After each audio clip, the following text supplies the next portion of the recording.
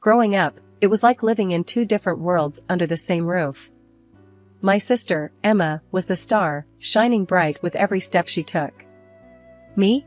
I was Lily, the other daughter, blending into the background so well you'd forget I was there.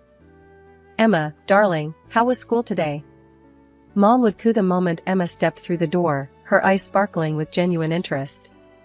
Killed it, as usual, Emma would reply, tossing her bag down with a confidence I could never muster. Got an A on the math test, and Mr. Jenkins said I'm a shoo-in for the lead in the school play. That's my girl. Dad would chime in, his pride swelling like a balloon ready to pop. Nothing but the best for my princess. I'd usually hover in the doorway, half hoping someone would ask about my day. But it was like I was invisible, a ghost in my own home. Hey, I'd mutter, more to myself than anyone else, knowing well enough not to expect much of a response.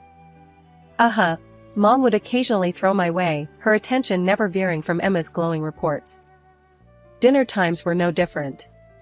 Conversations danced around Emma's achievements, future college plans, and dreams that seemed as reachable for her as the stars.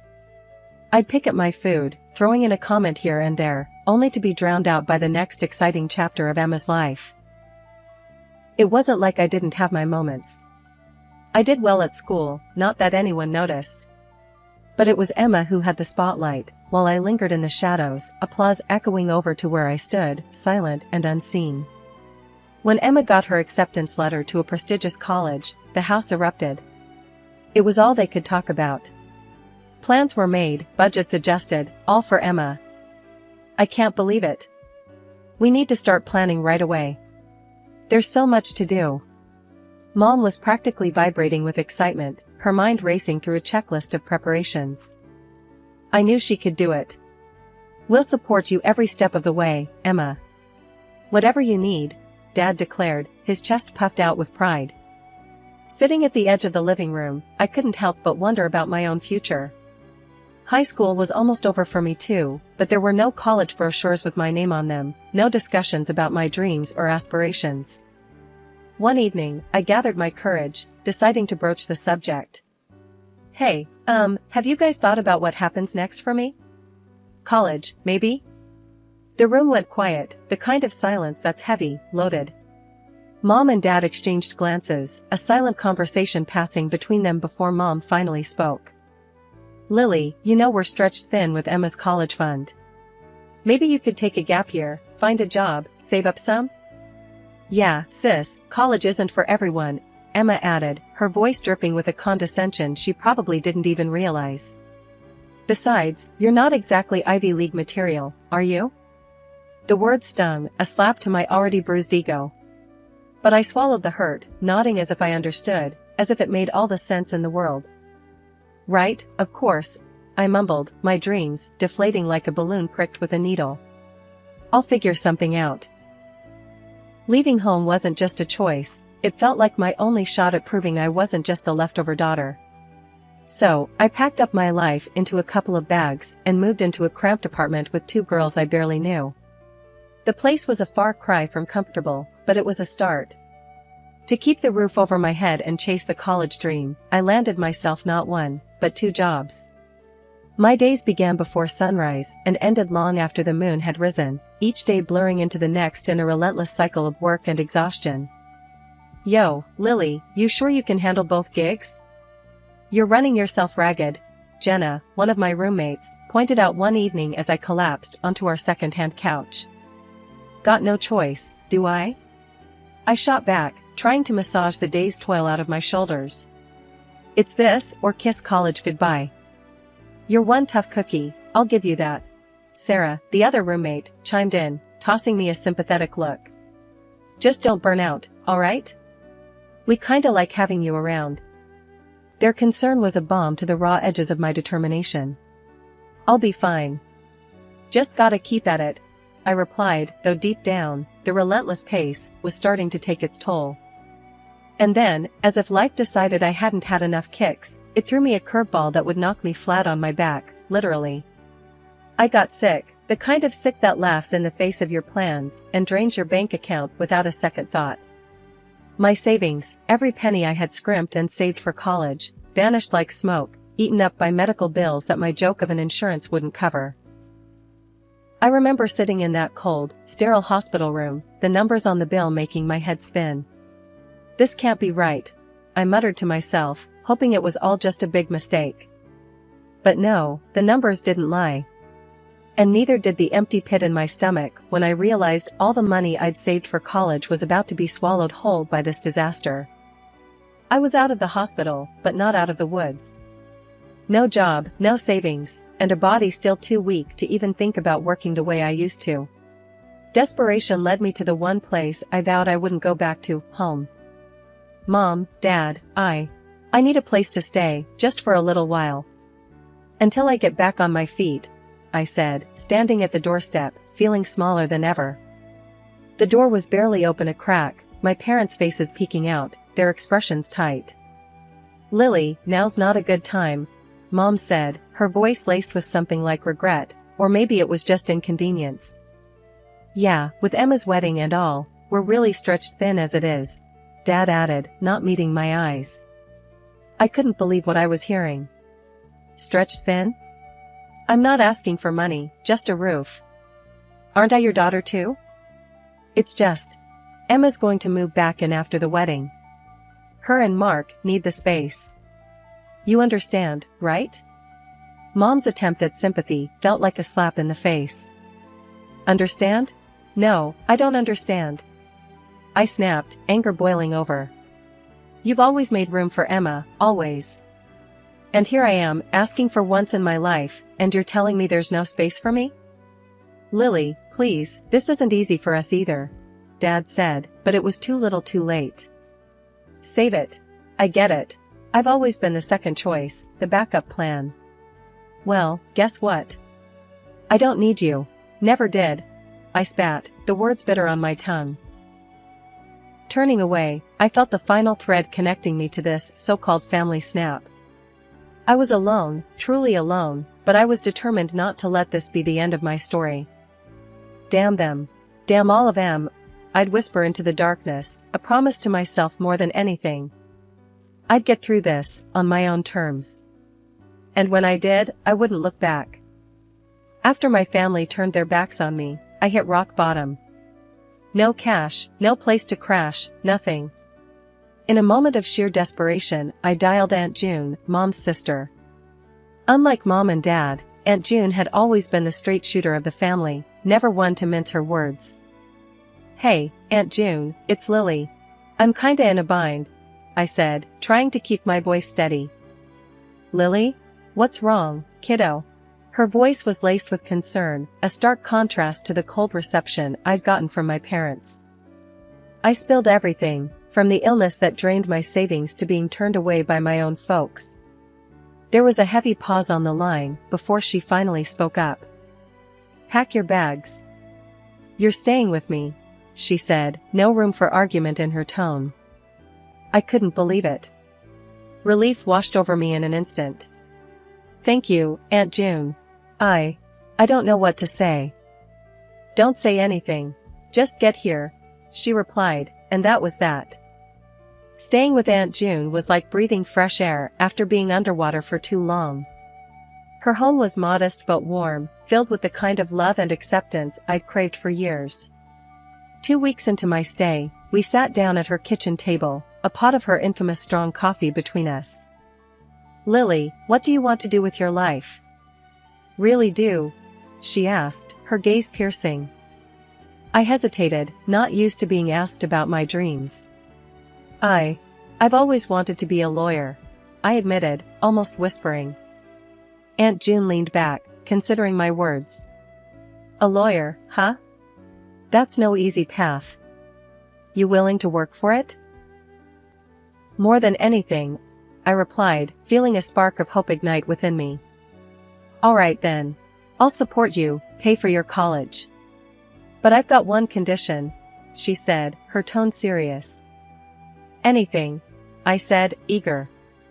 You study hard. No slacking, no excuses. You aim for the top, understand? I'm not funding a half-hearted attempt. She laid down her terms, clear as crystal. A grin spread across my face, the first genuine smile in what felt like ages. You got it, Aunt June. I won't let you down. And just like that, my life took a new direction. I enrolled in college, a fact I kept from the rest of my family.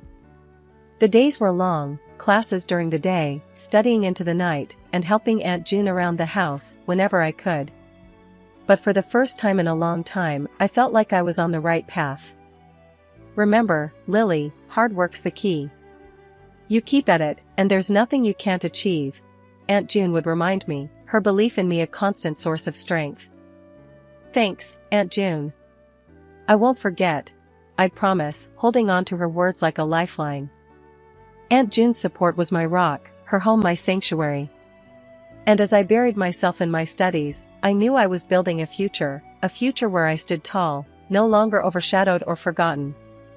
A future where I'd make not just Aunt June, but myself proud. Life at college was a mix of hitting the books hard and the occasional release at parties with my classmates. I was pulling double duty, ASL in my studies, and working as a lawyer's assistant. The job didn't make me rich, but it paid enough to cover my needs. Aunt June's place felt more like home every day, and we got real close, like mother and daughter close. One night, out of the blue, she told me, "Lily, I always wished for a kid like you." That hit me deep, made me realize how much I'd come to mean to her. My crew from college was solid. We'd hit parties when we could, just letting off steam and trying to remember we were still young and alive amidst the chaos of law school. But one night, I got home way later than I planned. Aunt June was up, sitting in the dim light of the living room, looking like she had the weight of the world on her shoulders. As I stumbled in, trying to be quiet but failing miserably, she looked up, her face stern but worried. "Lily, we need to talk," she said, her voice cutting through the late-night fog in my brain. "Sure, Aunt June, what's up?" I replied, trying to sound sober and probably failing. "It's about your priorities, kiddo. You've been going to these parties a lot. I see how hard you're working, but I'm worried you're losing sight of why you're here." She laid it out straight, no sugarcoating. I felt a lump in my throat. She was right. "I'm sorry, Aunt June. You're right. I've been messing up. It won't happen again, I promise. My studies and the job, they're my priority." I lost track of that. Aunt June's expression softened. "I know you're young and need to have fun, but you've got a rare chance here, Lily. Don't waste it. I believe in you, always have. Just, make sure you're not spreading yourself too thin, alright?" "Thanks, Aunt June. I needed to hear that. No more parties for me. It's time to buckle down even harder," I said, feeling a renewed sense of purpose. From that day on, I cut out the distractions. I dived deeper into my studies and work, determined to make Aunt June proud and to not let myself down. The parties and late nights gave way to early mornings in the library and long hours at the law office. It wasn't easy, balancing it all, but knowing I had Aunt June's support and believing in the path I'd chosen kept me going. My classmates noticed the shift. "Lily's gone all in, huh? Barely see her out anymore," they'd say. But I knew I was making the right call. The goal wasn't just to get through law school, it was to excel, to build a future I could be proud of. 7 years zipped by faster than I ever thought possible. There I was, standing on the graduation stage at 27, with my name being called out for excellence. In that sea of faces, there was one that stood out, glowing with a mix of happiness and pride, Aunt June. She was the only family I had there, the only one I needed. Her support had been unwavering, her faith in me unshakable. As I walked across the stage to receive my accolades, I caught her eye and saw a tear roll down her cheek. It was a moment I'd never forget. "This is for us, Aunt June," I whispered under my breath, my heart full. After graduation, I landed a job at a prestigious law firm. It felt like a dream. All those years of grinding, studying, and working had paid off. I was making a name for myself, proving I wasn't just the overlooked second child. One evening, Aunt June and I sat down for one of our heart-to-hearts. She had a way of turning any conversation into a deep reflection on life. "You've done so well for yourself, Lily. I always knew you had it in you," she said, her voice warm but tired. "Thanks to you, Aunt June. You believed in me when no one else did," I replied, feeling a mix of gratitude and concern for her evident fatigue. That's when she dropped the news about Emma. "Your sister, well, she didn't finish college. Got pregnant and married her classmate. They're living with your folks now, all cozy with their 3 kids. I hope they're happy," was all I could muster, but inside, I couldn't help but wonder about the what-ifs. Our conversation was cut short when Aunt June's illness became apparent. It came out of nowhere, hitting us like a freight train. Before I knew it, she was gone. The woman who had been my rock, my family, left me in a world that suddenly seemed too big and too empty. In her will, Aunt June left me her house. It was a beautiful gesture, but it paled in comparison to the loss of her presence. I moved in, surrounded by memories of our time together, each room a testament to her love and belief in me. Alone in that house, I realized how much Aunt June had shaped my life. She had given me more than a roof over my head. She had given me the strength to chase my dreams, to rise from the ashes of my past. Several months after Aunt June's passing, life threw me another curveball. My family, who hadn't bothered with me in years, suddenly decided to show up on my doorstep. The reason? The inheritance Aunt June left me. The moment they walked in, Emma started eyeing the place like a hawk scoping out its next meal, talking about moving in with her husband and kids as if I wasn't even there. "This kitchen's perfect for the kids' breakfast.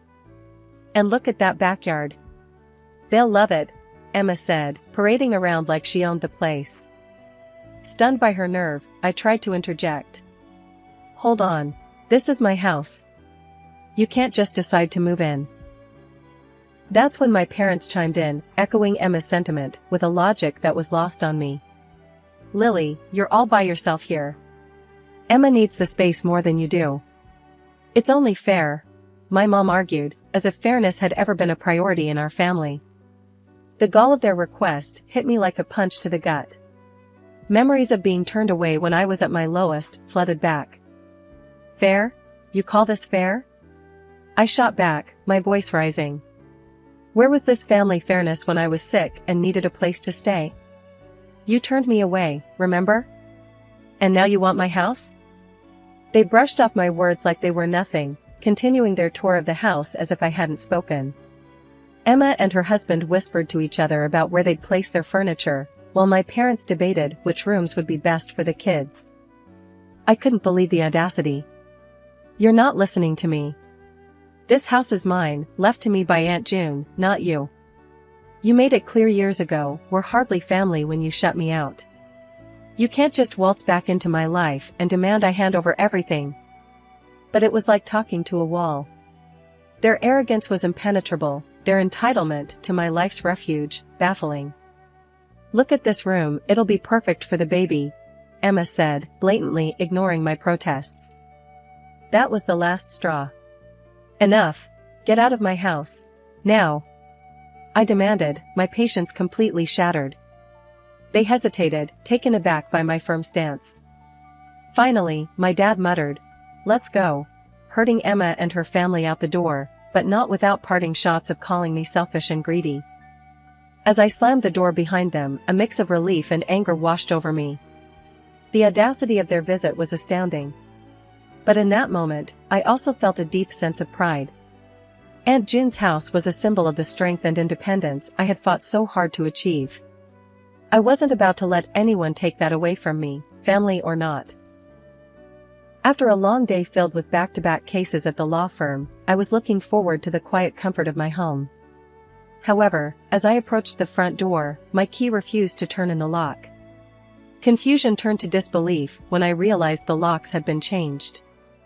Knocking hard, I barely had time to process the situation when the door swung open. There stood my sister, Emma, flanked by her husband and their children, an air of defiance about her. "We've decided to move in. It's better for the kids, and there's plenty of space," Emma stated matter-of-factly, as if it was the most natural decision in the world. I stared at them, a mix of anger and shock coursing through me. This is my house. You can't just decide to move in and change the locks without my permission. I'll call the police if I have to. Emma scoffed, her husband smirking by her side. Go ahead. They won't do anything. We're family. But I wasn't bluffing. I dialed the police, my fingers trembling with a cocktail of emotions.